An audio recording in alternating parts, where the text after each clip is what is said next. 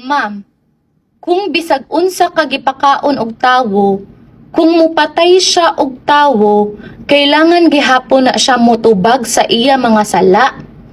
Kung mapalitra day imong konsensya og ayuda, pangutan-a imong kaugalingon kung angay baka muatubang sa Ginoo ug muampo.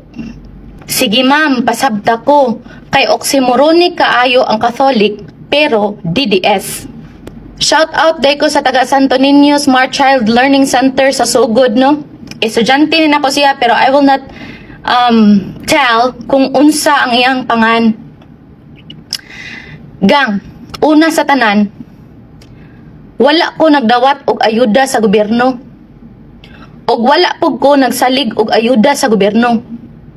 During my time, nga nagtudlo pa ko under sa DepEd, kaming mga public school teachers, wala may ayuda nga dadawat sa gobyerno.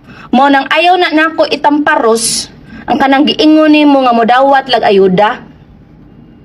Okay? Di ko makonsensya ana. Pero kay dangutana man ka, nga angay ba ko moampo sa Ginoo? Of course.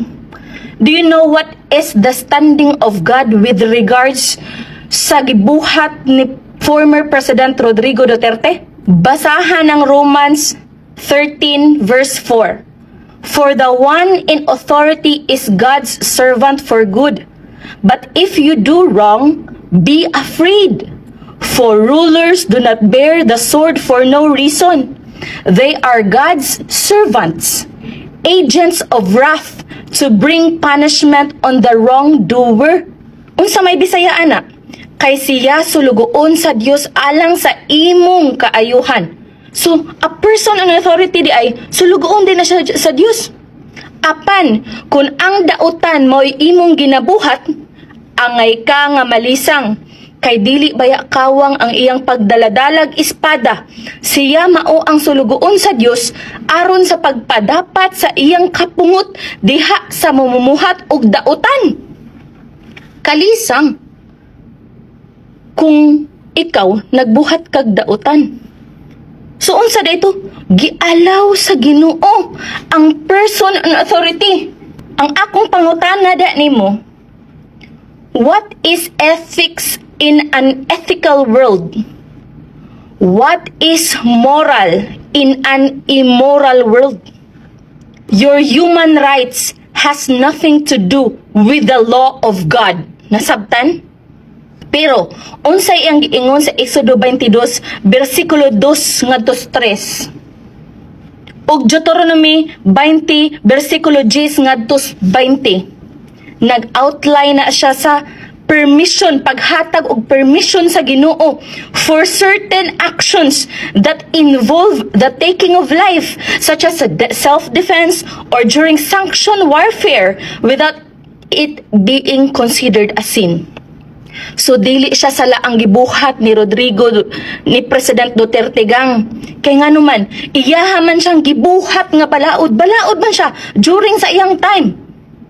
Okay? Nakuha nimo? Gialaw na siya sa Ginoo. Nihatag og permiso ang Ginoo ana sa pagpatay sa mga tawo nga dautan. Sa Exodus 22, versikulo 2 ngadto 3, nag-address niya siya sa sitwasyon gang nga ang usa ka kawatan is caught breaking into a house and is killed. It states, if a thief is found breaking in and is struck so that he dies, there shall be no blood guilt for him. But if the sun has risen on him, there shall be blood guilt for him. So, unsa may but pasabot ana? This implies that in self-defense gang, taking a life to protect property or oneself is permissible. So, ang gibuhat sa mga kapulisan, naanay pagtugot sa Ginoo. Labi nagmisukol ka. Especially at night when an attacker's intentions are less clear. Kuha nimo. Kung ari pud ta sa warfare and justice, ang giingon sa Deuteronomy 20, 16 ngadto 17, which commands the Israelites to utterly destroy the idolatrous people who inhabited the promised land. Unsa may but pasabot ana? So kaning instances nag-showcase ni siya nga gialaw sa Ginoo. Or even commandings, ang Ginoo gid mismo ang ni-command nga patya Kuhaa ang kinabuhi in the context of war, divine judgment, or the enforcement of justice. So ang gibuhat ni Duterte mga higala, dili sala sa balaod sa langit. Sumo na siya. Kabalo ba kas giingon sa Revelation 22:11? Ingon siya, let the filthy, let him be filthy still. Let be the unjust, be unjust still. Let be the holy, be holy still. Let be the unholy, be unholy still. Unsa may buhaton anang mga unholy? Unsa may buhaton anang mga makasasala? Pat yun, labi nagbalaod. Walay problema na agang kung balaod siya. Kung nag-impose og balaod. Labi na nag-warning si Duterte that time. And then gi-impose na niya nga balaod. Wala siya sa langit. Kanang imong giingon nga giingon sa uban nga iimpierno? No, you cannot judge. Okay? You cannot judge.